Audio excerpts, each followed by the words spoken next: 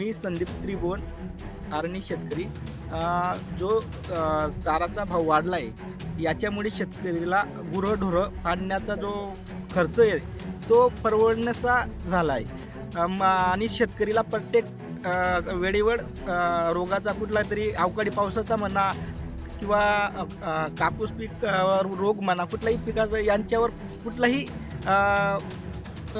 प्रकारचं संकट येतं त्याच्यावर सामना करायला शेतकरीच असतो. आत्ताच बघा की चारा हा खूप महागडा झाला आहे. आता मे महिना सुरू होईल तर शेतकरीला गुरांसाठी चारा हा अत्यंत उपयोग आहे आणि जो चारा जर इतका महाग होऊ शकतो आणि दुधावर जर भाव नाही तर शेतकरीला अक्षरशः हे आपले गुरंढोरं विकण्याची वेळ येईल आणि या विकल्यामुळे जो दुधाचा तुटवडा होईल याचा परिणाम हा शेतकरीवरच होईल.